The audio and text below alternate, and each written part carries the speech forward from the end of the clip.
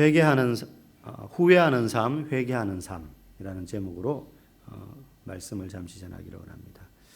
오늘 1절에 보면 이렇게 시작합니다. 이스라엘 자손이 또 여호와의 목전에 악을 행하였으므로 여호와께서 7년 동안 그들을 미디안의 손에 넘겨주시니라고 말해요. 또 여호와의 목전에 악을 행하였으므로, 우리가 사사기를 계속 보고 있지만 이 표현은 사사기 전체에 계속 반복해서 나온다 그랬습니다. 새로운 사사가 등장하기 전까지 한 사사와 한 사사의 그 사이, 그러니까 사사가 없는 그 공백 기간에 그들이 얼마 지나지 않아서 사사 시대의 평안을 누리다가 사사가 사라지고 나면 다음 사사가 등장하기 전까지 또 하나님의 목전에서 눈앞에서 악을 행했다는 거예요. 이번에는 그래서 하나님께서 7년 동안 미디안이라는 족속에게 미디안이라는 족속의 손에 이스라엘 백성들을 넘겨줍니다. 그러니까 하나님께서 징계하시는 거죠. 그냥 이들이 실수로 잘못해서가 아닙니다. 이들이 지금 징계를 받는 건 명백한 그들의 죄 때문이에요. 여러분, 잘못했다고 하나님이 무조건 다 징계하는 건 아니지만, 만약에 그러면 우리 가운데 멀쩡한 사람 아무도 없지 않겠습니까? 그런데 이들의 이 징계는 명확한 악으로 인한 결과예요. 그 악이 뭡니까? 하나님을 떠나 우상숭배를 한 건데, 왜 우상숭배를 했어요? 가나안 땅에 들어와서 보니 농사 짓고 살아야 되는데, 이제는 정착해서 농사 짓는데 바알이라는 또 기타 등등의 그 가나안에 자기들보다 먼저 들어와서 농업 활동을 하던 오랫동안 그 사람들이 섬기던 그 신을 섬기는 게 농사 짓는데 훨씬 유리할 것 같은 거예요. 그래서 하나님을 멀리하고 그 가나안 백성들이 섬기던 우상을 가까이 한 죄, 그 죄로 인해서, 그래서 사사기에 반복되는 또 여호와의 목전에 이들이 악을 행했다는 건 바로 그 악을 말합니다. 그래서 거기에 대한 명백한 대가로 하나님이 가나안 부족들의 손에 차례차례 이들을 넘기시는 거죠. 그런데 이들이 얼마나 미디안에게 압제를 심하게 당했느냐, 2절에 보니까 산에다가 웅덩이와 굴과 산성을 자기들을 위하여 만들었다 그래요. 그러니까 그냥 마을에서 살 수가 없는 거예요. 6.25 때 제 아버지, 제 부친 이야기를 들으면 북한군이 이제 동네까지 들어왔었대요. 그러면은 낮에는 북한군들이 와가지고 집을 다 쓸어 간대요. 뭐 조금이라도 쌀 한 톨이라도 있으면, 보리, 뭐 옥수수 때라도 있으면 다 훔쳐가가지고 다 먹는데요. 그냥 마당에서 솥단지 걸어놓고. 그러니까 낮에는 있을 수가 없어요. 있으면 뭐 없으면은 양식만 뺏기지만 있으면 몸이 무슨 해를 당할지 모르니까. 그래서 전부 다 낮 되면 동네 사람들이 저 마을 뒤에 산에 굴을 파고 들어가게 있었다 그러더라고요. 그리고 밤이 되면 나온대요. 밤 되면 또 이제 이 북한군들이 또 사라진대요. 낮 되면 또 오고. 그 이제 숨바꼭질하듯이 낮에는 굴 속에 동네 사람들이 들어가서 살고 그랬던 적이 있었다라고 이야기를 하는 걸 들었습니다. 지금 미디안 족속이 압제를 하는데 마을에서 그냥 살 수가 없어가지고 산에다 굴을 파고 웅덩이를 파고 산성을 둘러놓고 혹시 거기까지 또 올까봐 얼마나 비참한, 이거 뭐 자기 땅을 두고도 하나님이 그 땅을 주셨는데도 그 땅에서 못 사는 거예요. 그들의 죄악으로 말미암아 그 정도로 핍박이 심했습니다. 자, 또 이후에 그들의 핍박이 어땠느냐, 얼마나 이들의 삶이, 이스라엘 백성들의 삶이 비참했느냐, 우리 3절 4절 말씀 한번 읽어보겠습니다. 이스라엘이 파종한 때가 되면 미디안과 아말렉과 동방 사람들이 치러 올라와서 진을 치고 가사에 이르도록 토지 소산을 멸하여 이스라엘 가운데에 먹을 것을 남겨두지 아니하며 양이나 소나 나귀도 남기지 아니하니. 파종하고 나면, 그러니까 이제 그 곡식 종자를 이제 심은 거예요. 이제 지금 겨울이지만 조금 있으면은 농사하시는 분들은 이제 종자들을 심고 씨를 뿌리고 할 거 아닙니까, 그죠? 씨 뿌린 사람들은 뭐 좀 이르게 뿌리기도 하지만은 어쨌든 이제 종자를, 막 어린 종자를 심으면, 심고 나면 미디안 족속이 밀고 들어오는 거예요. 그 때를 노리고 미디안, 아말렉, 동방 사람 다 몰려 올라오는 겁니다. 왜? 5절 말씀 읽어봅시다. 이는 그들의 짐승과 장막을 가지고 올라와 메뚜기 떼같이 많이 들어오니 그 사람과 낙타가 무수함이라. 그들이 그 땅에 들어와 멸하려 하니. 여기서 멸한다는 건 칼로 멸하는 게 아니에요. 낙타, 양, 소떼 다 끌고 와가지고 그 파종한 거 그거 다 뜯어먹히는 거예요. 그러니까 뭐 열매 맺고 나면은 걷어가는 게 아닙니다. 야, 우리한테 이만큼 바쳐, 이게 아니에요. 아예 싹만 올라와도 그냥 짐승들 몰고 와가지고 다 뜯어먹게 하는 거예요. 사람 먹을 걸 남겨두지 않는 겁니다. 사람 먹을 걸 남겨두지 않는 거예요. 그러니까 살 수가 있습니까? 못 사는 거죠. 그러니까 산으로 숨어서 들어갈 수밖에 없는 거예요. 그래서 이 백성들이 결국 견디다 못해서 하나님께, 여호와 하나님께 부르짖습니다. 6절 말씀. 이스라엘이 미디안으로 말미암아 궁핍함이 심한지라 이에 이스라엘 자손이 여호와께 부르짖었더라. 너무너무 궁핍함이 심해지니까 하나님께 부르짖게 되는 거예요. 부르짖으면서 이스라엘 백성들은 기대했겠죠. 이번에도 이전처럼 온니엘이나 에훗이나 드보라나 이런 사사들처럼 정말로 능력이 있어가지고 하나님의 어떤 부르심을 받아서 이들이 앞장서서 이스라엘 자기들을 또 구원해 줄 것이다라는 기대감을 가지고 아마 부르짖었을 거예요. 하나님 잘못했습니다. 그러면서 도와주세요. 그런 사사들을 또 보내주세요. 그렇게 부르짖었어요. 그런데 하나님의 응답은 오늘 다릅니다. 하나님은 그런 능력 있는 사사를 보내주는 대신에 누구를 보내주느냐? 선지자 한 사람을 보내줘요. 누군지는 나오지 않지만 선지자를 보내줘요. 우리 9절 말씀 한번 읽어볼까요? 여호와께서 이스라엘 자손에게 한 선지자를 보내시니. 한 선지자를 보내셨다. 분명히 이들은 사사 같은 능력 있는 자를 구했을 거예요. 누군지 모르지만 하나님 우리에게 그런 구원자를 보내주십시오. 드보라 같은 사람이 필요합니다. 에훗 같은 용기 있는 사람이 필요합니다. 단신으로 들어가서 에글론 왕을 죽였던 것처럼. 그런데 하나님은 그런 용사를 보내주시는 게 아니고 선지자를 보내줘요. 그 선지자가 와서 뭐 하느냐? 선지자 뭐 하는 사람이에요? 하나님의 말씀을 전해주는 사람이에요.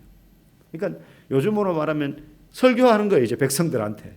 장황하게 이제 설교합니다. 그게 8절, 9절, 10절 말씀이에요. 좀 길지만 우리 다시 한번 기억을 더듬는 의미에서 읽어보겠습니다. 화면 보시고 시작. 여호와께서 이스라엘 자손에게 한 선지자를 보내시니 그가 그들에게 이르되 여호와께서 이같이 말씀하시기를 이스라엘의 하나님 내가 너희를 애굽에서 인도하여 내며 너희를 그 종되었던 집에서 나오게 하여 애굽 사람의 손과 너희를 학대하는 모든 자의 손에서 너희를 건져내고 그들을 너희 앞에서 쫓아내고 그 땅을 너희에게 주었으며 내가 또 너희에게 이르기를 나는 너희의 하나님 여호와이니 너희가 거주하는 아모리 사람의 땅의 신들을 두려워하지 말라 하였으나 너희가 내 목소리를 듣지 아니하였느니라 하셨다 하니라. 이 말은 하나님이 이렇게 말씀하셨다라고 선지자가 말했습니다 라고 성경 기자가 지금 기록하고 있는 거예요. 선지자는 지금 8절 9절 10절에서 너희들이 왜 지금 고난받는지 그 이유에 대해서 가르쳐줘요.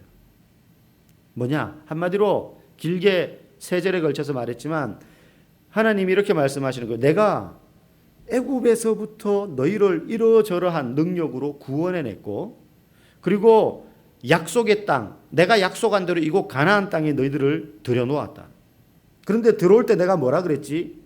여기 와서 살고 있는 가나안 족속들 다 쫓아내는 이유는 뭡니까? 그들이 섬기는 신들을 너희가 두려워하거나 따르지 말도록 그들과 완전히 단절하도록 거룩한 하나님의 백성으로 구별된 삶을 살도록 하기 위해서 이 땅의 백성들을 쫓아내고 이 땅의 신들을 두려워하거나 따르지 말라라고 내가 분명히 말했지. 그런데 너희가 듣지 않았어. 그것 때문에 너희가 지금 미디안의 압제를 받고 고난을 당하는 거야. 이 선지자가 찾아와서 듣기 좋은 설교한 게 아닙니다. 힘내십시오. 하나님이 도와주실 것입니다. 기도하십시오. 하나님의 은혜가 단비같이 내릴 겁니다.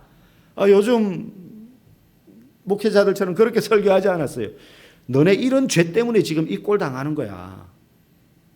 그거 기억해야 돼. 이렇게 지금 꾸짖는 책망하는 설교를 하고 있는 거예요. 여러분, 설교의 첫 번째 목적은 행복하게 이 세상을 살아갈 수 있는 방법을 가르쳐 주는 게 아닙니다. 설교의 가장 본질된 목적은 그 말씀을 통해서 사람들이 참된 회개에 이르도록 하는 거예요. 깨닫고 회개에 이르도록 하는 거예요. 왜냐? 참된 회개만이 우리를 진정한 행복으로 이끌 수 있기 때문입니다. 여러분, 자녀가 집에서 잘못을 했어요. 그러면 부모가 그 모습을 보고 꾸짖죠. 그러면 꾸지람을 듣고 뉘우쳐야 됩니다. 그리고 부모는 이 아이가 자기 잘못을 깨닫고 정말로 용서를 빌고 있고 뉘우치고 있구나. 눈물 막 뚝뚝뚝 흘리고 그러면 이제 마음이 약해지기도 하지만 그 모습을 보고 얘가 지가 잘못한 거를 마음으로 빌고 있고 깨달았구나. 그러면 이제 부모가 용서해주고 또 화해를 이루고 그 전에 행복한 관계로 다시 회복되는 것 아니겠습니까? 이게 순서잖아요. 꾸짖고 책망하고 그걸 듣고 뉘우치고 잘못했다고 빌고 그러면은 용서해주고 다시 화해해서 이전에 행복한 관계로 돌아가는 거예요. 그러니까 참된 회개만이 뉘우침만이 참된 행복으로 이끌어요. 그런데 꾸짖지도 않고 잘못했는데 분명히 자녀가 그리고 잘못이 뭔지 얘기해 줬는데 꾸짖었는데 그 자녀가 뉘우치지 않거나 아니면 뉘우치는 척만 한다면 결말인 행복한 관계로 다시 회복될 수가 없어요. 그게 계속 쌓이는 거죠. 불신이. 저놈이 이제는 뉘우치는 척하네. 연기하네. 결국 매를 더 버는 겁니다. 이제 그거는. 매를 더 버는 거예요. 한 대 맞을 거 10대 맞게 되는 거죠. 하나님과의 관계에서도 성도가 마찬가지예요. 하나님 앞에 참된 회개만이 우리를 진정한 행복한 삶으로 이끌 수 있습니다. 그래서 설교를 듣거나 집에서 성경을 읽거나 그때 내 죄가 생각나고 그리고 감추어졌던 죄가 드러날 때 처음에는 하나님 앞에서 수치스럽고 말씀을 들을 때 그럴 때 있잖아요. 목사님이 오늘 어떻게 나한테 하는 말씀 같아. 너무 부끄럽다. 목사는 모르거든요. 그거를 저 사람이 지금 무슨 죄를 지었는지. 근데 그렇게 들릴 때가 있잖아요. 나에게 하는 말씀 같다. 저 사람이 내 상황을 알고 말하는 건 아니겠지만 하나님이 지금 저 설교자를 통해서 내게 말씀하시는구나. 나를 책망하시는구나. 그렇게 느껴질 때가 있잖아요. 그러면 하나님 앞에서 수치스럽고 때로는 격한 분노가 나타날 때도 있고 그리고 자신에게 실망할 수도 있지만 그게 하나님의 신호인 줄 알고 진정한 회개의 자리로 나아가면 결국 하나님의 깊은 용서와 함께 사랑을 경험하고 그리고 행복을 느끼고 관계가 회복되는 거예요. 관계가 회복되는 거예요. 영혼에서부터 감사와 기쁨이 생겨나는 거죠. 내가 용서 안 받았구나. 내가 하나님 앞에 다시 자녀로서 설 수 있구나. 그런데 오늘 이스라엘 백성들이 힘들어요, 도와주세요 하고 하나님께 부르짖을 때 이 부르짖음은 진정한 회개의 모습이 아니었어요. 만약에 그랬다면 하나님이 사사를 보내주었을 것입니다. 바로 이들을 구원하셨을 거예요. 고난 때문에 슬퍼하고 지금 애통해하고 너무 힘들다고 부르짖고 있지만 그들의 슬픔과 애통은 그저 힘들어서 아파서 우는 거예요. 자신들이 뭘 잘못했는지 왜 이런 고난을 당해야 되는 건지 전혀 생각하지 않는 겁니다. 지금 이스라엘 백성은 회개가 아니라 후회하고 있는 거예요. 우리가 괜히 그래가지고 지금 이렇게 힘드네. 여러분 회개와 후회가 다릅니다. 하나님은 지금 부르짖는 그들에게 사사를 보내주어서 구원하시기 전에 선지자를 보내줘서 너희들이 이러이러한 이유 때문에 지금 이런 고난을 당하는 거야. 이렇게 아프고 힘든 거야. 지적하고 있습니다. 왜냐하면 이 백성이 후회만 하지 진정한 회개를 하지 않았기 때문에. 성경은요 후회와 회개를 구별합니다. 고린도후서 7장 10절 말씀 우리 같이 한번 읽어볼까요? 하나님의 뜻대로 하는 근심은 후회할 것이 없는 구원에 이르게 하는 회개를 이루는 것이요 세상 근심은 사망을 이루는 것이니라. 이 말씀 읽을 때마다 좀 헷갈리죠. 하나님의 뜻대로 하는 근심은 후회할 것이 없는 구원에 이르게 하는 회개를 이루는 것이요. 이게 좀 헷갈리잖아요. 근데 여기 보면 하나님의 뜻대로 하는 근심과 세상 근심이 나오고 후회와 회개라는 단어가 나오는데 쉬운 성경에는 어떻게 되어 있습니까? 같이 읽어볼까요? 시작. 하나님의 뜻에 맞는 슬픔은 회개하여 구원에 이르게 함으로 후회할 것이 없습니다. 하지만 세상의 슬픔은 죽음에 이르게 합니다. 좀 명확하죠? 하나님의 뜻에 맞게 슬퍼하는 것, 그것은 회개하여 구원에 이르게 하지만 후회는 하지 않는다는 거예요. 하지만 세상의 슬픔은 죽음에 이르게 돼, 사망에 이른다는 거예요. 둘 다 슬픔을 느끼는 건 똑같아요. 고통스러워요. 그런데 세상적인 슬픔은 후회는 변화를 일으키지 않습니다. 사망에 이르게 돼요. 후회는 죄의 결과에 대한 슬픔이지 죄 자체에 대한 슬픔이 아니에요. 내가 이 죄 때문에 지금 너무 힘드네. 이런 죄 짓지 말걸. 여러분, 이건 후회예요, 후회. 내가 이런 죄를 지어서 지금 힘들구나. 그래서 너무 고통스럽다. 이거예요. 죄는 지었어도 죄의 결과가 나쁘지 않았다면 슬퍼하지도 않을 수 있는 거예요. 후회는. 죄가 무엇인지, 이 죄 때문에 어떻게 하나님이 슬퍼하실지, 우리와 하나님의 관계가 이 죄로 인해서 훼손되는지에 대해서는 별로 관심이 없어요. 그러므로 죄의 결과 내가 지금 이렇게 고통스럽고 수치스럽고 아프다, 이게 사라지면 즉시 그 죄의 행동이 다시 살아납니다. 또 반복해요. 마음이 죄를 혐오하지 않기 때문에 죄가 여전히 마음속에서 또아리를 틀고 있는 거예요. 좀 더 구체적으로 예를 들어 드리면, 이제 어떤 남자가 외도를 하다가 바람을 피우다가 들켰어요. 그러면 엄청 후회합니다. 사람들에게 온갖 망신과 비방과 손가락질을 받습니다. 회사 사람들이 알고, 동네 사람들이 알고, 친척들이 알고, 가족들이 압니다. 배우자가 분노를 쏟아냅니다. 어떻게 당신 그럴 수가 있냐고. 생각할수록 이런 결과가 너무 안타까워요. 현실이 아니었으면 좋겠어요. 이런 결과로 인해서 후회가 막 물밀듯이 밀려옵니다. 내가 외도를 안 했어야 되는데. 그런데 외도를 했음에도 불구하고 들키지 않았다면, 그래서 이런 결과가 생기지 않았다면 이런 비참한 마음도 가지지 않는 거예요. 무슨 말이에요? 외도를 했다는 것에 대한 후회는 없어요. 그게 들켰기 때문에 후회하는 거지. 이게 후회예요, 후회. 안 들켰으면, 그게 들켰다는 결과 때문에 지금 마음 아파할 뿐, 할 수만 있다면 이 위기를 모면하고 싶은 거예요, 후회는. 그래서 잘못을 해놓고도 잘못했습니다 하지만 자세히 들어보면 후회하는 것과 회개하는 건 달라요. 이런 마음속에는 그 외도라는, 불륜이라는 범죄로 인해서 하나님과의 관계가 파괴되었다는 것엔 전혀 관심이 없어요. 내가 외도해서 지금 수치스럽다, 부끄럽다, 비방받는 게 너무 힘들다, 이거에 대한 후회만 있을 뿐이에요. 반면에 참된 회개는요, 죄로 인해서 생기는 그 진짜 결과, 내가 너무 부끄럽고 수치스러워, 이거 말고 죄로 인한 진정한 결과, 하나님과의 관계가 깨어졌다, 여기에 초점이 맞추어지는 게 진정한 회개의 출발이에요. 그래서 회개는 죄로 인해서 생기는 수치와 비난과 손가락질과 모욕을요, 당연한 것으로 받아들이는 겁니다. 이거 빨리 끝났으면 좋겠어, 빨리 이런 비난이 사라지면 좋겠어가 아니고, 이걸 당연한 것으로 여겨요. 참된 회개는. 왜? 대가를 치러야 되는 거니까, 죄에 대하여. 당연히 후회할 때처럼 그 상황을 견디는 건 무척 힘듭니다. 하지만 그것보다 내 안에 하나님에 대한 사랑과 우리를 향하신 하나님의 마음이 느껴지지 않는 것 때문에 가슴 아파하는 거예요. 내가 비난받는 것도 힘들지만, 내 죄가 들통났다는 것도 부끄럽지만, 그것 때문에 하나님이 나를 보면서 너무너무 아파하실 것 때문에 내가 더 고통스러운 거예요.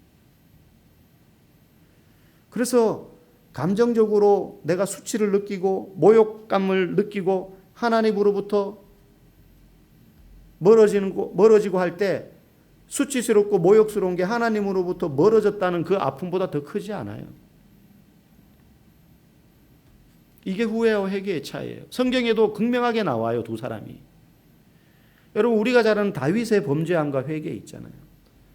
열왕기하 12장에 나단 선지자가 와서 부자가 가난한 자의 양 한 마리 뺏어가지고 자기 손님들을 대접했다는 이야기를 들으면서 다윗이 막 분노하자, 그 부자, 악한 부자가 당신입니다, 꾸짖었을 때 다윗이 자기의 범죄가 생각나잖아요.